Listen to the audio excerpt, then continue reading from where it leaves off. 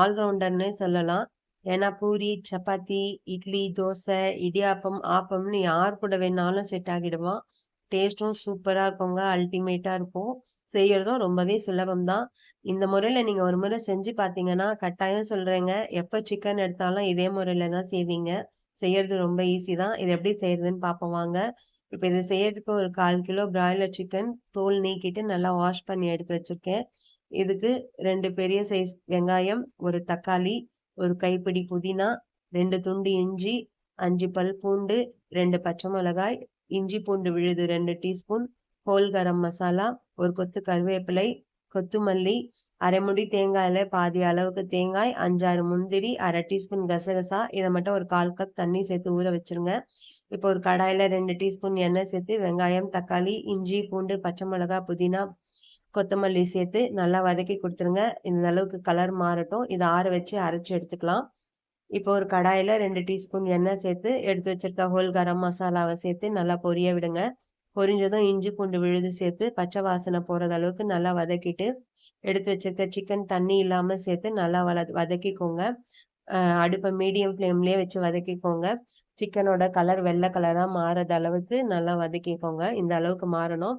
இதுக்கு இப்போ கூட ஒரு 1/2 டீஸ்பூன் மஞ்சள் தூள், 1/2 டீஸ்பூன் கரம் மசாலா, 2 டீஸ்பூன் மிளகாய் தூள், தேவையான அளவு உப்பு சேர்த்து லேசா ஒரு கலரி குடுத்துடுங்க.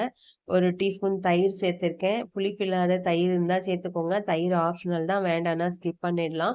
இது கூடவே அரைச்சு வச்சிருக்க வெங்காயம், தக்காளி அந்த விழுது இருக்குங்களா, அதையும் சேர்த்து நல்லா கலந்து குடுத்துக்கோங்க. நல்லா கலந்து குடுத்துட்டு, இதுக்கு தேவையான அளவு ஒரு 1/2 கப்பு போல தண்ணிய சேர்த்துக்கோங்க. இந்த ஸ்டேஜ்ல நீங்க உப்பு, காரம் பார்த்துடலாம். தேவையான அளவுக்கு தண்ணி வேணும்னா ஆட் பண்ணிக்கலாம்.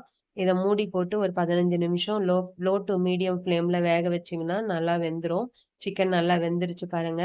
இப்ப இது கூடவே நல்லா கலறி விட்டுட்டு, இது கூட அரைச்சு வச்சிருக்க தேங்காய், கசகசா, முந்திரி விழுது இருக்கு இல்லையா?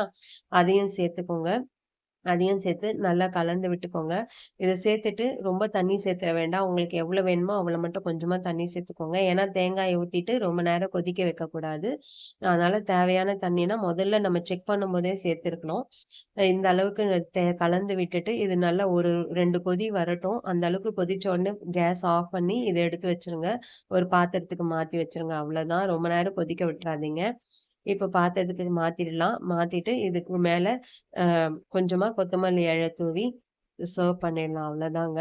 சூப்பரா இருக்கும். நிஜமாலே சொல்லணும் டேஸ்ட் அல்டிமேட்டா இருக்குங்க. நீங்களும் செஞ்சு பாருங்க. செஞ்சு பார்த்துட்டு எப்படி இருக்குன்னு கமெண்ட் பண்ணுங்க. ரொம்ப வீடியோ ஸ்கிப் பண்ணாம இவ்வளோ நேரம் பார்த்ததுக்கு ரொம்ப நன்றிங்க.